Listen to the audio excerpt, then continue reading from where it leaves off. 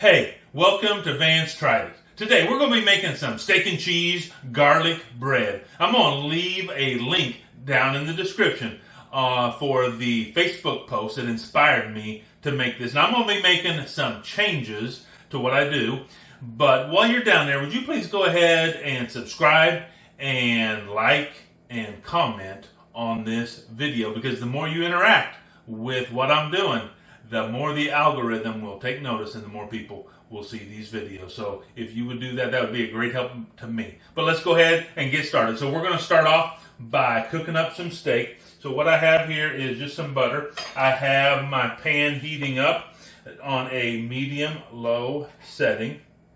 We're just going to toss that butter in there. Now what I have is some stir fry. So it's just strips of steak cut up. And I bought it like that from the store because it was on sale. But you could do a lot of things. You could go ahead and buy the steak and cut it in strips yourself and cook it up. Or you could even skip this steak. Maybe you grilled some steak the night before and you're looking for something to do with it. You could go ahead and slice up that leftover steak and then make this with it. So our butter is getting there. And we're going to plop that meat down in there. And then let's just set that over there. Of course, we're going to start off with a little bit of salt.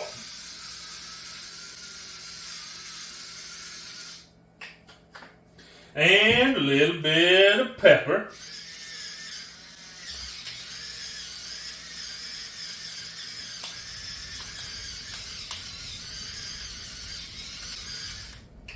Just like that. And I'm going to throw in there also some of my own homemade hot sauce, just to give it a little extra zing. We'll just dabble a little bit of that in there. Now you could use hot sauce. You could use, of course, Worcestershire sauce.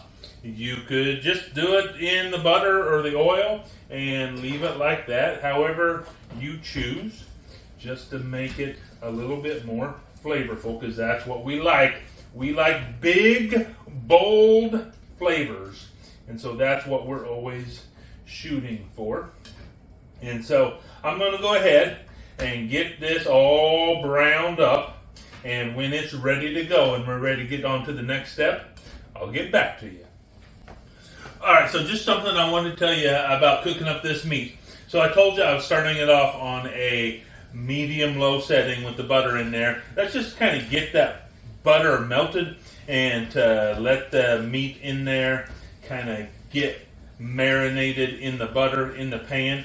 But now that we have the meat pretty well covered with the butter, because we have stirred it up, I have turned up the heat to medium-high. Because what I want to do is I want to get a good brown on this meat, but I don't want to overcook it. I want it to still be nice and tender, and it's a thin slice stir fry, so it will cook up really fast. So I wanted it at a pretty high heat, not completely high, but pretty high, so I can get a good brown on it without overcooking it. So I'm going to go ahead and finish this up, and then we'll get back to you. Okay, so our meat is done browning. There's still just, you can see a little bit of pink in there, which is just what we want, because we're not going to take this off the heat. We're actually going to turn the heat all the way off, because we don't need that anymore. We're going to set it back over here. And we're going to grab this pan right here. Let's rearrange this just a little bit. We're going to just slide this pan over here. We don't want to put it right on that hot burner. And then what I have here is just a French loaf. And you can use a lot of things. Now I'm just going to be making me like a quarter of this today, because it's just me at home today, and I can't eat a whole one of these. But if you're cooking for a lot of people, you can do the whole thing and just do it that way. So what I'm going to do is I'm going to go ahead and slice this up a little bit. I'm going to make one slice about halfway down in the middle, just like that. And then I'm just going to give a good slice right here.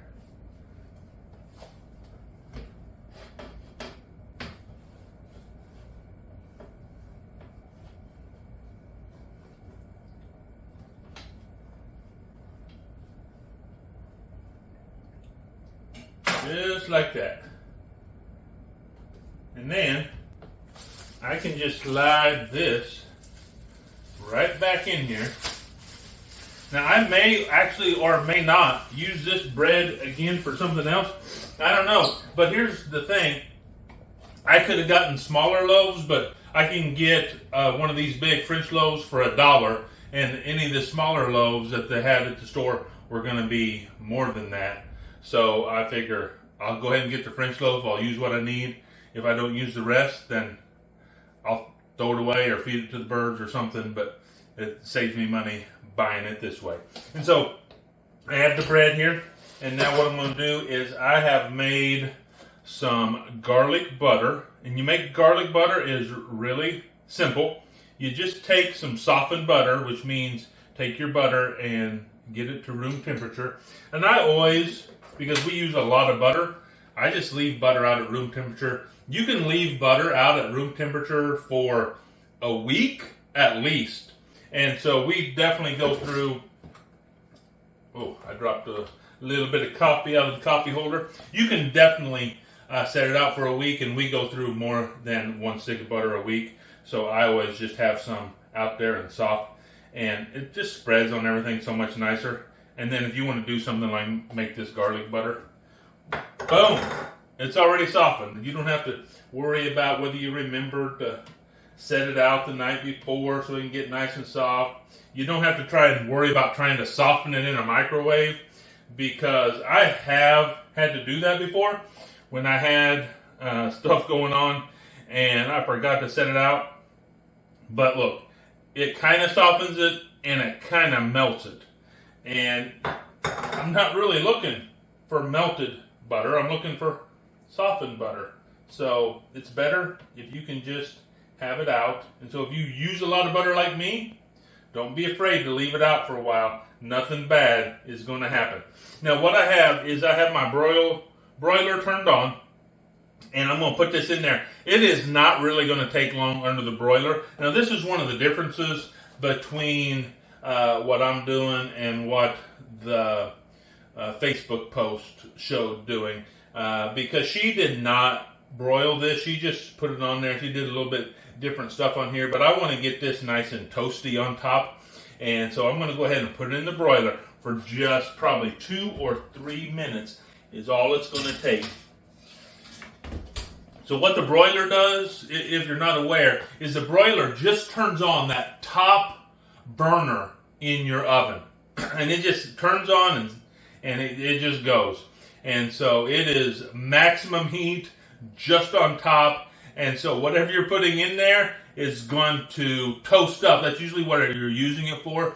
You're going to toast it up. Maybe you have something you want to put some cheese on it. You want that cheese to melt really quick, but you're not really interested in cooking everything else in there so much. You can just put it under the broiler and boom, because that heat is all coming from the top, it will melt that and not as much cook all the other stuff in there. So that's what we do. So we're going to wait a couple minutes here, and then I'll get back to you when this is nice and toasted up. Okay, so as you can see, that was in there for just a little over 2 minutes, maybe 2.5 minutes, and it is super toasty on top. And so that's exactly what we were looking for. And so now what we're going to do, we're going to change this from being on broiler. We're going to oven off. We're going to set the temperature to 375. And it is not going to take long to heat this up at all because the broiler's been going. So it was already pretty hot in there. And then we're just going to... Oh, I forgot to get out one of the ingredients. Let me go get it.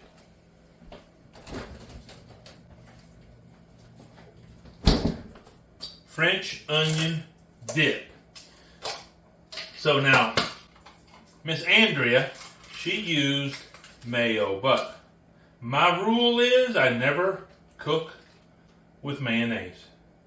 Mayonnaise is not a cooking ingredient. Please, if you find something that says cook it with mayonnaise, stop. Because there's one of 3 things you can put in there instead of mayonnaise that's going to make everything so much better. You can put in sour cream, you can put in cream cheese, you can put in Greek yogurt. All of those cook way better than mayo. So please stop cooking with your mayo. And so what I'm going to do now is I'm just going to get out a knife and I'm going to just put a thin layer of this French onion dip. Now, here's the other thing too. Anytime, well not anytime, but a lot of times, if I have something that calls for, or I decide I'm going to use sour cream, I will get a dip, French onion dip, ranch dip, because what is that? It's just sour cream that has flavoring in it, and what do we like? We like flavor. So go ahead and just use the dip instead of the straight sour cream, and you're going to get some extra flavor in whatever you're making. So, I got the French onion dip. Now I'm just going to put some of this here meat on here. I'm going to put a healthy amount on here. Just like that.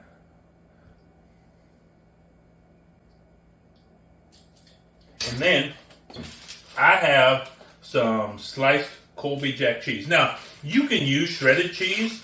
That's fine. But here's the thing, when you're making something like this and you're using shredded cheese, you're just going to leave a lot of it on the pan. And so I'm not really interested in having a cheesy pan. I want a cheesy steak and cheese garlic bread. And so I am not very interested in using shredded cheese. So I got this here, sliced cheese. The other great thing about sliced cheese is sliced cheese isn't going to come, and we've talked about this before if you watch some of my other videos. So a shredded cheese that you buy at the store is going to have a powder on there to keep it from sticking together inside the bag. Well, this sliced cheese isn't going to have that. So that powder really keeps your cheese from melting the way it should. And so I don't have to worry about, if I'm using sliced cheese, I don't have to worry about having to shred up my own cheese or have a cheese that is way too stringy. Cheese is always going to be stringy, but it'll be even stringier if you're using pre-shredded cheese. I usually will use pre-shredded cheese if I'm putting it on tacos or something like that, because then it doesn't matter, I'm not melting it. But if I'm melting it, I would prefer to use cheese I've shredded myself or sliced cheese. And so now what I'm going to do, I have this in here, I'm just going to put it back in the oven for about 8 to 10 minutes. I'm going to let it get nice and melty and let that all combine together, and then we're going to take it out and we're going to see what it tastes like. So here we go in the oven.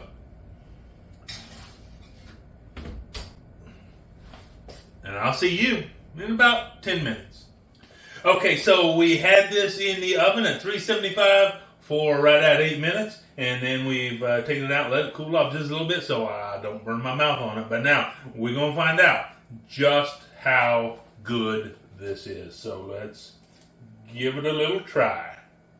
Make sure I get a nice bite with some steak and some cheese in it.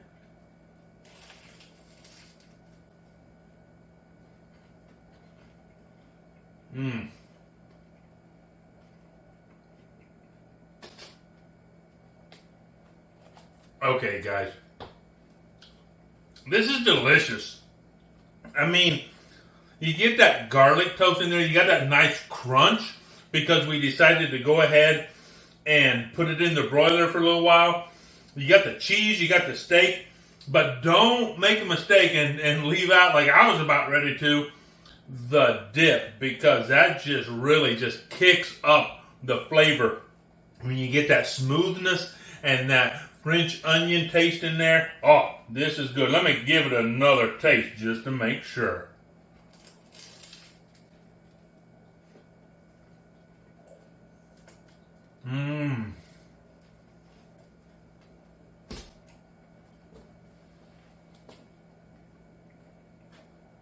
Oh man. I I could eat this all day long. This is delicious. And here's the great thing about this. You can change it up in so many ways. Look, you can use steak. You can use chicken. You could ground up some burger. Hey, you have some leftover taco meat. Put the taco meat on there. And then you can mix some salsa up with some sour cream and put that on there instead of the dip.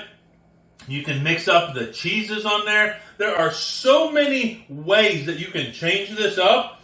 Wow. Hey, look, all I can really tell you is that I tried it, and you should too.